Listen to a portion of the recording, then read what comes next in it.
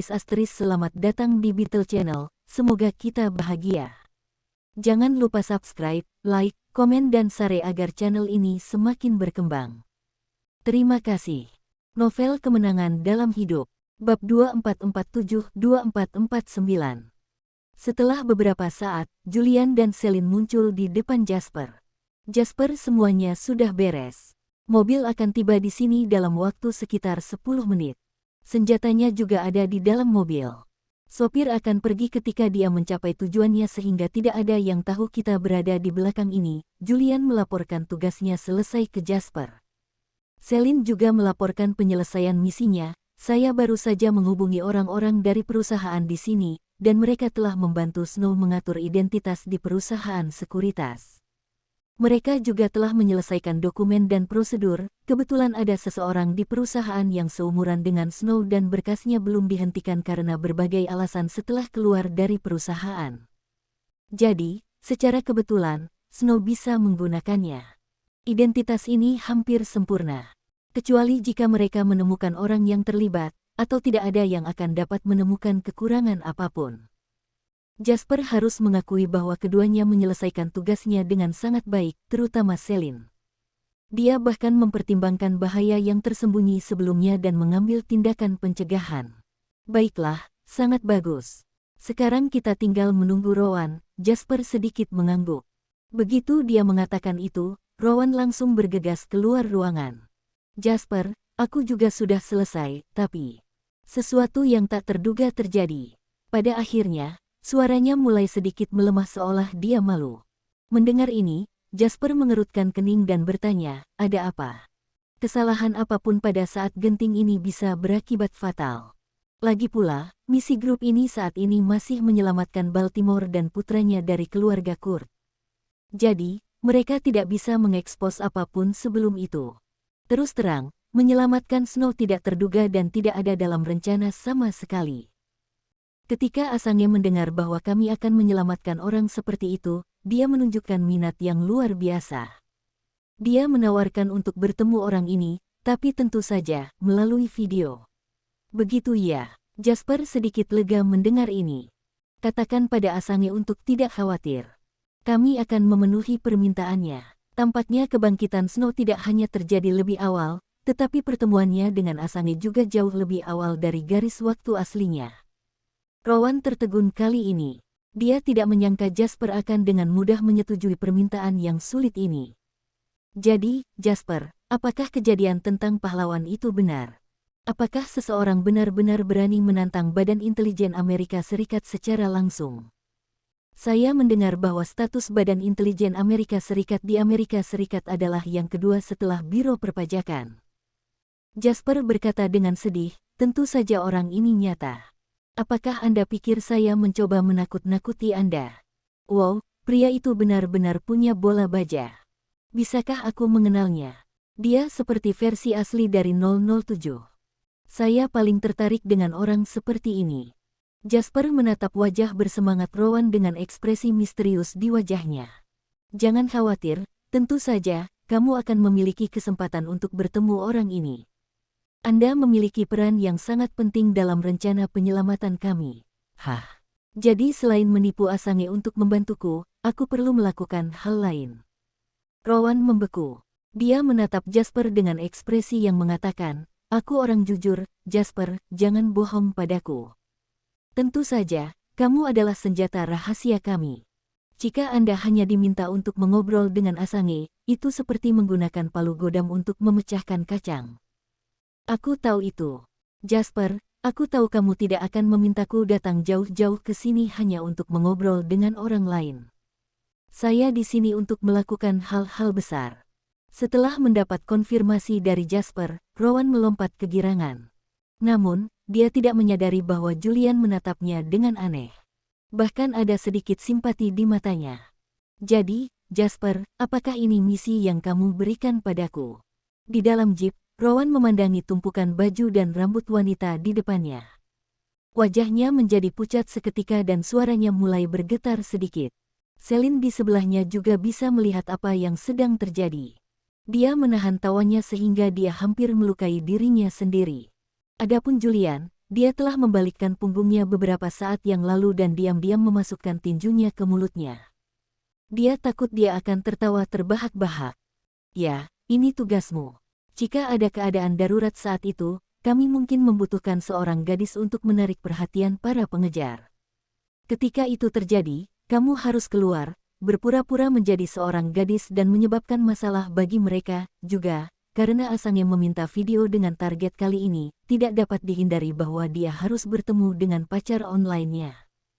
Jika Anda tidak berdandan, apakah Anda ingin dia tahu bahwa netizen wanita yang digodanya sebenarnya adalah pria? Itu akan terlalu kejam baginya. Jasper mengatakan itu sebagai fakta dan keyakinan. Rowan, yang selalu mudah dibodohi, tiba-tiba menjadi cerdik kali ini. Dia membela diri dengan kuat, tapi, Jasper, kita punya seorang gadis di sini. Bukankah kita sudah memiliki Celine? Mengapa saya harus berpakaian seperti itu?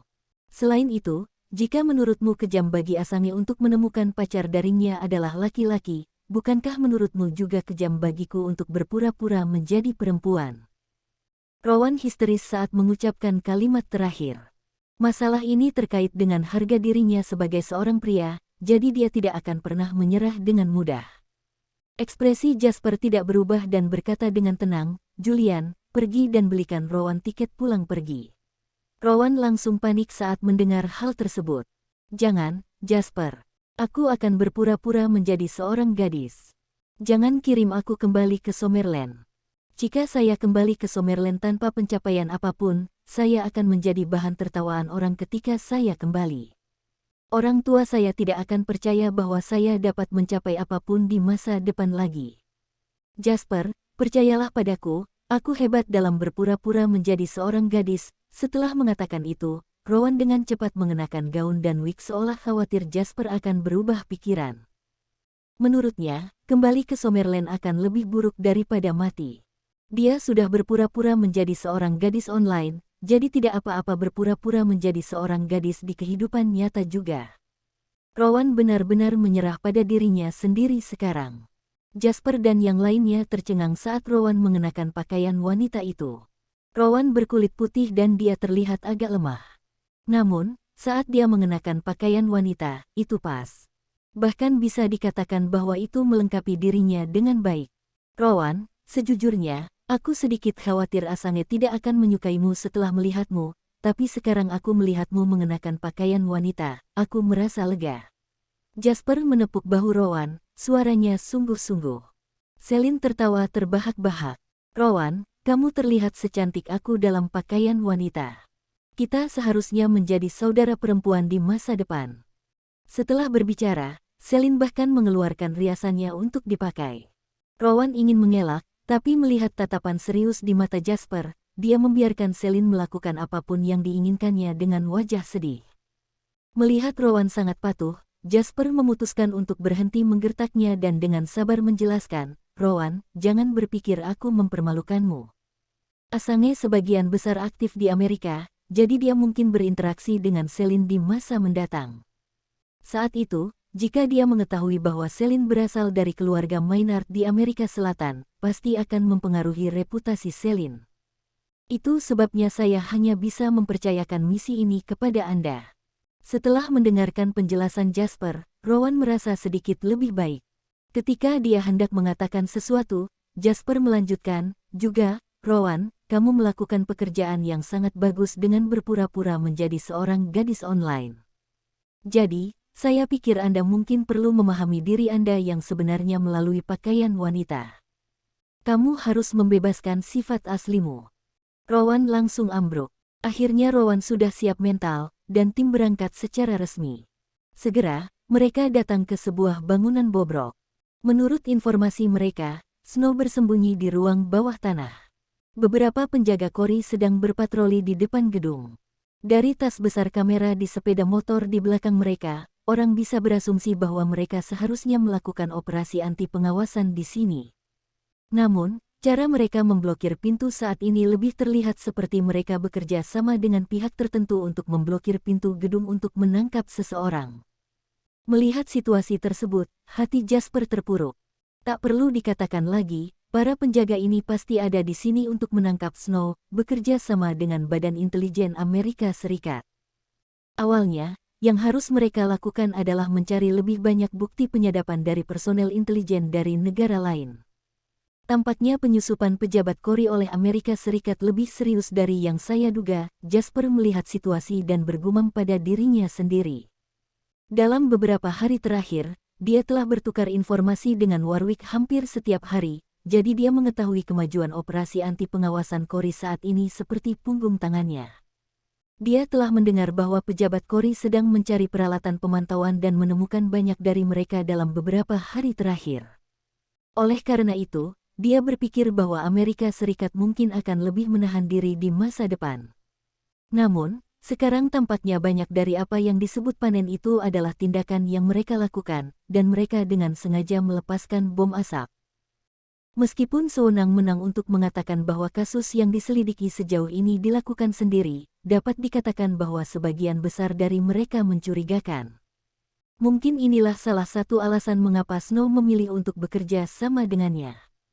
Setelah bergabung dengan tim intelijen pengawasan, Snow akan tahu lebih banyak tentang penempatan Amerika Serikat di sini dan akan menyadari betapa gilanya pengawasan mereka.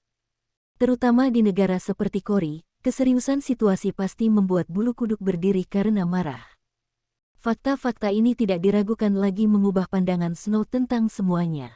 Jasper, targetnya seharusnya ada di dalam gedung, tapi di luar banyak sekali orang, bagaimana kita bisa masuk? Rowan memandang semua yang ada di depannya dengan ekspresi serius. Jelas, dia juga melihat ada yang tidak beres dengan para penjaga ini. Rowan, pergilah ke sana dan pura-pura jatuh. Kemudian, berpura-puralah Anda membutuhkan bantuan dan pikat para penjaga ini. Setelah itu, Julian dan saya akan mengambil kesempatan untuk menyelinap ke dalam gedung. Rowan tiba-tiba menyesal membuka mulutnya. Dia hanya membuat masalah untuk dirinya sendiri. Tapi, Jasper, aku masih berbicara dengan suara laki-laki, apakah mereka tidak akan mencurigaiku? Jasper berkata tanpa ragu, jalankan telepon dengan Celine nanti dan rekam suaranya ke ponselmu. Setelah itu, putar saja rekamannya untuk memikat mereka. Oke, Rowan dengan patuh mengeluarkan ponselnya dengan wajah sedih. Dia awalnya ingin mengajukan pertanyaan dengan sengaja agar Jasper mundur dari situasi canggung ini. Sekarang rencananya sia-sia, dia hanya bisa bekerja sama dengan patuh. Celine memperhatikan semuanya dan mulai merekam dialognya dengan ponsel Rowan sambil menyeringai. Setelah semuanya selesai, Julian ragu-ragu dan berkata dengan nada serius, Jasper, biarkan aku menyelamatkannya. Ini terlalu berbahaya. Aku takut sesuatu akan terjadi padamu. Namun, Jasper tersenyum dan berkata, tidak mungkin. Salju akan mudah ketakutan sekarang. Jika dia tidak melihat saya, dia tidak akan lengah dan menunjukkan wajahnya. Dan jangan terlalu khawatir tentang keamanan. Lagi pula, Rowan bukan satu-satunya cadangan yang kami siapkan. Lihat, bukankah Brock sudah ada di sini? Julian mengikuti jari Jasper untuk melihat Brock menjulurkan kepalanya keluar jendela toko di seberang gedung, mengedip padanya. Bersambung, terima kasih telah menyaksikan dan terima kasih telah mendukung channel ini.